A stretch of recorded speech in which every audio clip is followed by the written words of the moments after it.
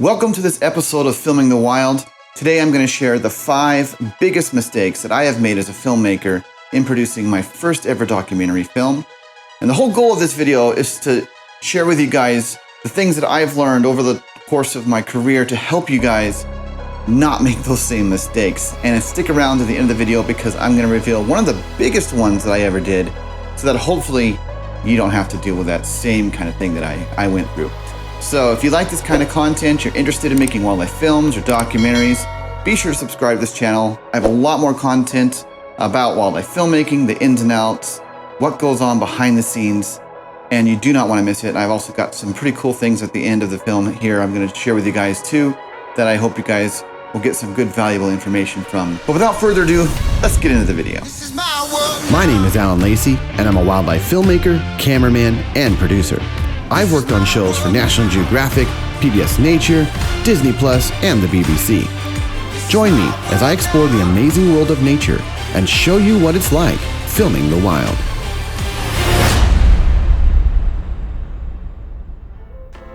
All right, so here are the 5 biggest mistakes that I have made in producing my first ever documentary.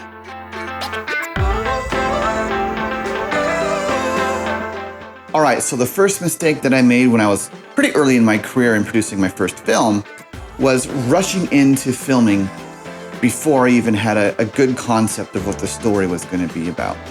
And I think that was one of the biggest challenges for me, especially when I was starting off as a filmmaker, is understanding the relationship to the story and how to actually go out and film to the story.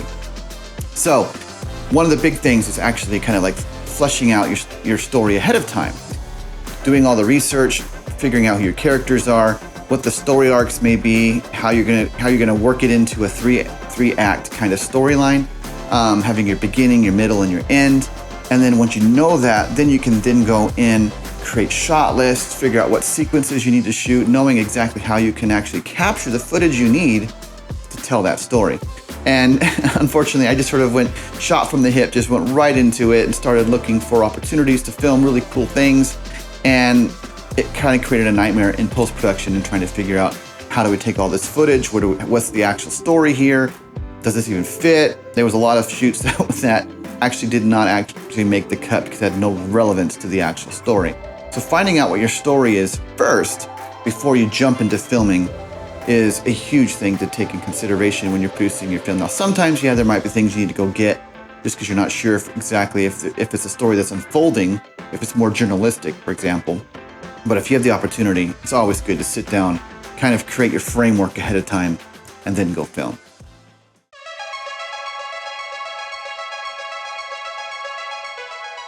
All right, so the second mistake that I made was when I was looking for funding to go out and produce and do all these things, I thought, oh, crowdfunding, that's going to be the solution to everything.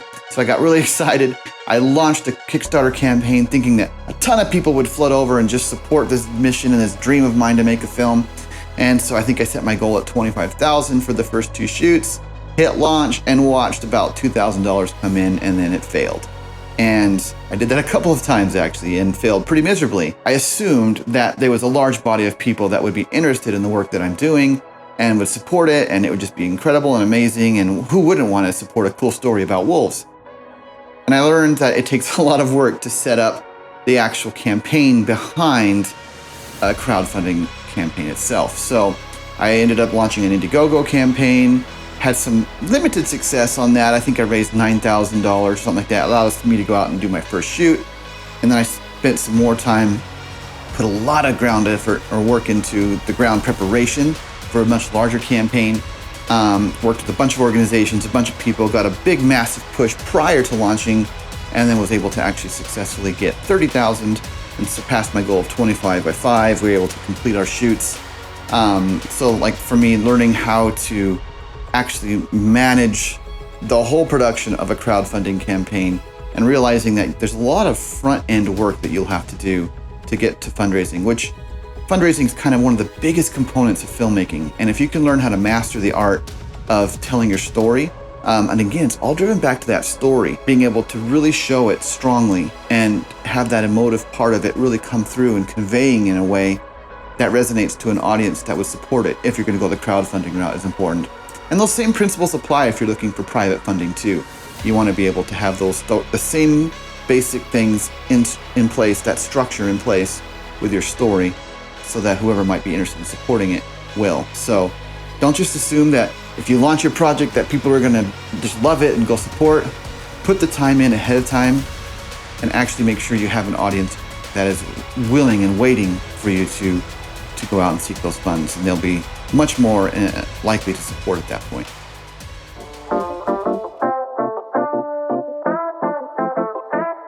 All right, so the third mistake that I made is actually kind of tied to the first two, and that is I did not wait until I had the full funding to go and produce this film.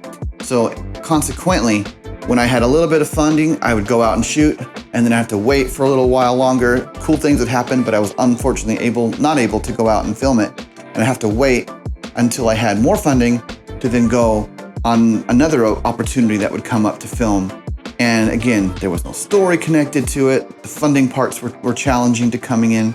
If I would have just waited and have been patient and received the full amount that I needed to actually go out and capture that story ahead of time, the film would have been produced in a much faster way. It would have been a much stronger story.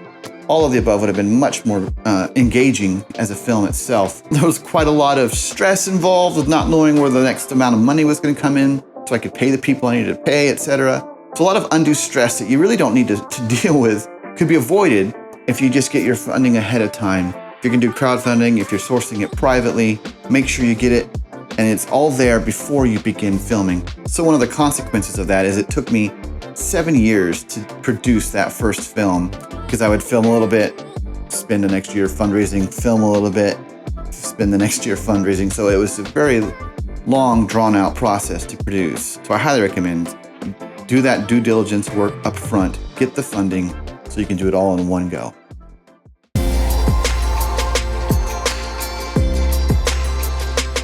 So the fourth mistake that I made with producing this first film that I ever did was not having a real distribution plan put in place.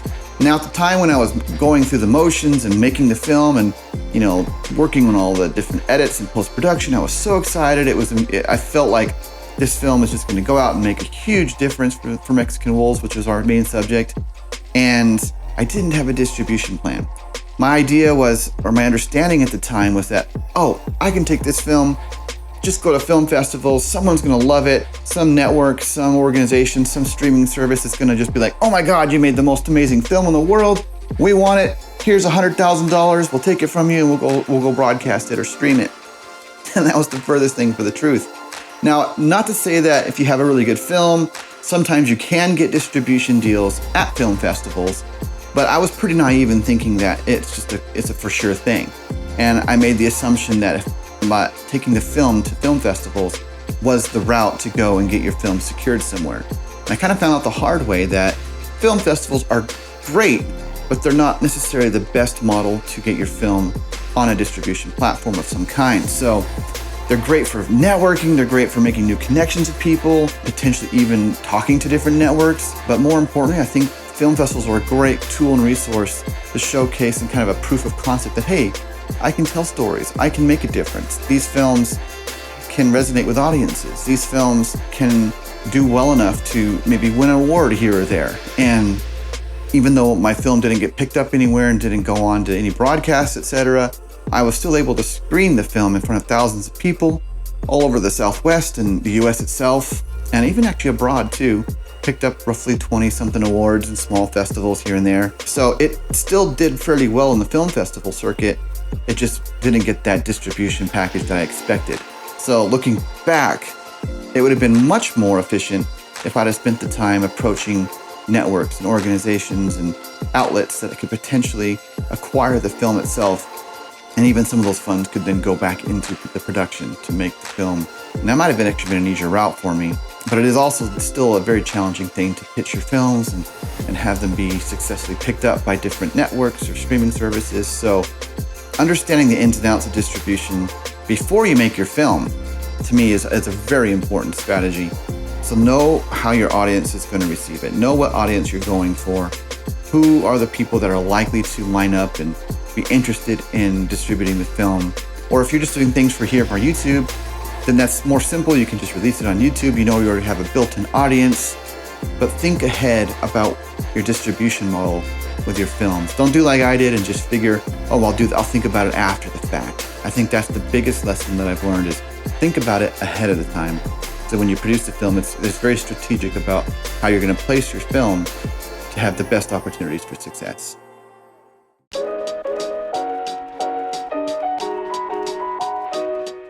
Before I get to the fifth mistake that I've made, and it's actually quite possibly the biggest mistake that I ever made, I wanted to share with you guys first here that I'm actually considering putting together an introduction to wildlife filmmaking course for everyone that's interested in learning all the ins and outs and how I go about my process of making wildlife films and documentaries. I'm going to go in depth and cover all those things that I have learned along the way. So hopefully all the mistakes that I've made, you do not have to go through as well, because trust me, it took me a lot of time, a lot of trial and error, a lot of years in the process of figuring, oh, this doesn't work. We should do it this way instead. So I'm going to spill all of that in this course that I'm going to be putting together. So if you're interested, leave a comment in the comment section below. There's also going to be a link in the description. If you're interested, go ahead and click the link in that description for the wildlife filmmaking course, and you'll be able to kind of pre-register, and I'll be able to give you guys an update when the course is ready to launch. So I'd love to hear your feedback. Leave me a comment in the comment section below if that's something that interests you. But yeah, again, I just want to make sure that if you're looking at making films, you can avoid the mistakes that I have made.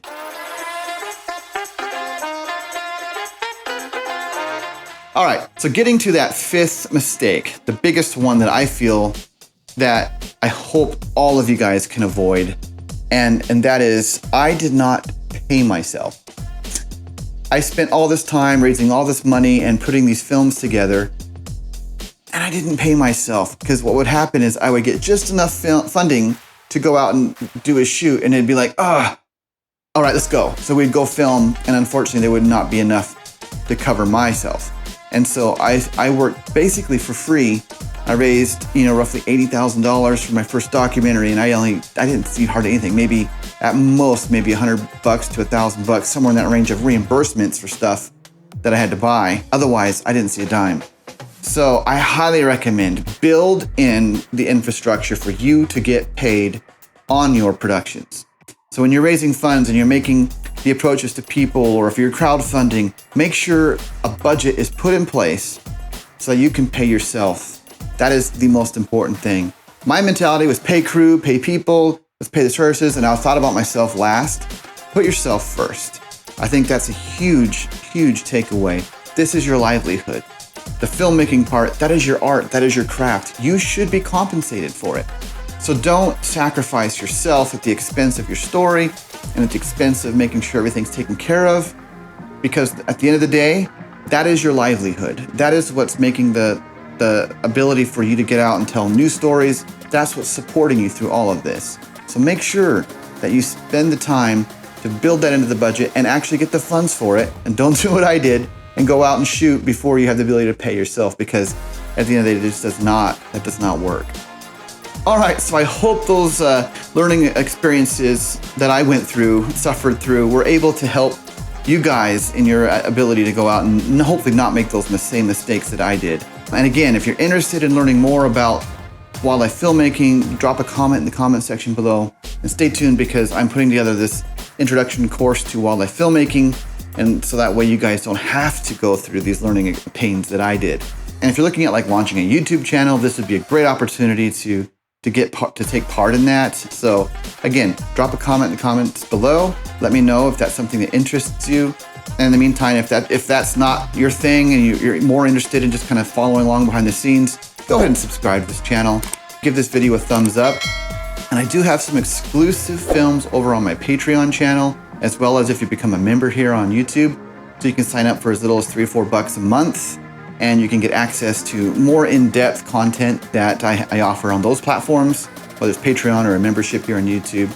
And I'll be putting out more tips and tricks that I have learned. So if that's interesting of you, feel free to go and sign up for that today. But enough of that. I just thought I'd drop this video real quick, share some of the mistakes that I've made so you do not have to. So in the meantime, keep your eye out for another episode of Filming the Wild.